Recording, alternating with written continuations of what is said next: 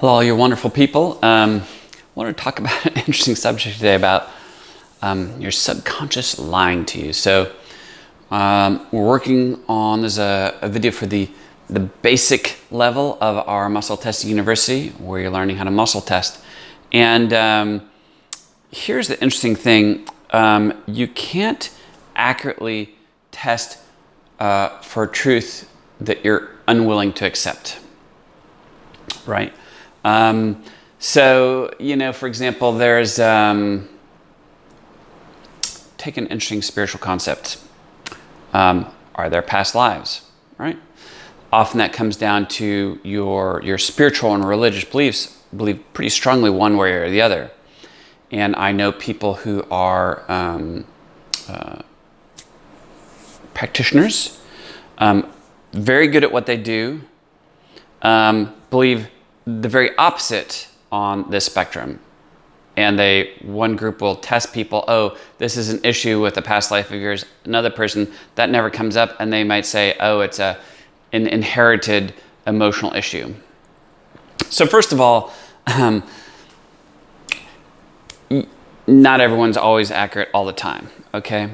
Now, the good news is that typically for most situations, your subconscious may lie to you, but it doesn't do a very good job about lying to you about lying to you, right?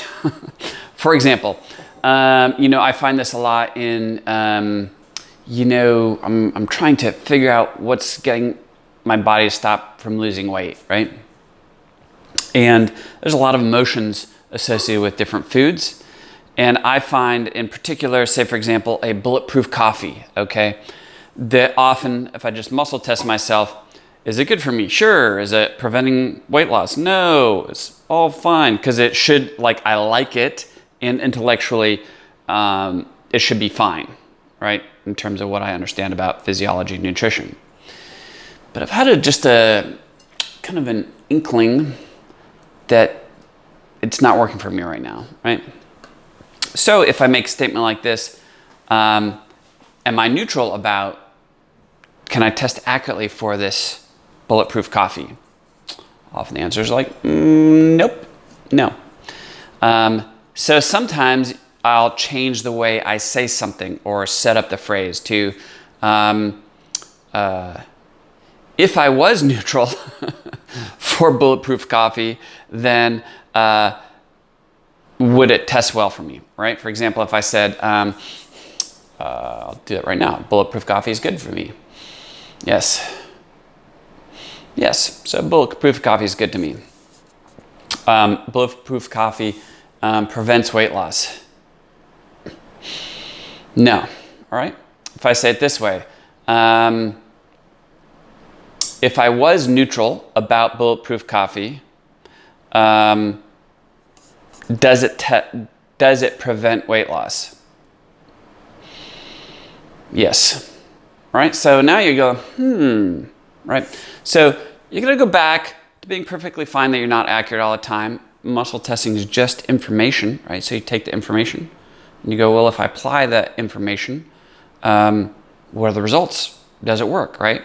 So what you'd have to do is you have to go, okay, well, what will happen if I leave bulletproof coffee out of my diet for a few days, a week maybe? Will I see changes on the scale? Does that make sense?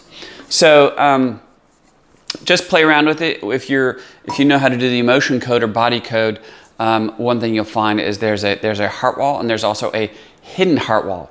Kind of like you ask your body, do I have a heart wall? No. Do I have a hidden heart wall about this? Well, yes, you do. Thanks for asking. It's kind of weird, okay? Sometimes if you in the advanced class, we talk about the thorough kit and why it's important to look at a particular energetic issue or problem from many different directions. Because from one direction, your subconscious might go, oh yeah, that's all we've got going on. But you ask from a different direction, all of a sudden you get these huge issues of where did that come from? So the point is play around with it.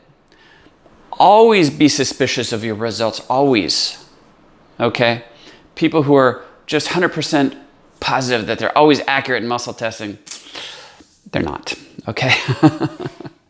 If you're never surprised about your results from muscle testing, you're probably not being accurate. But the good news is sometimes change the way you're doing the questions and ask your subconscious, are you telling the truth about this?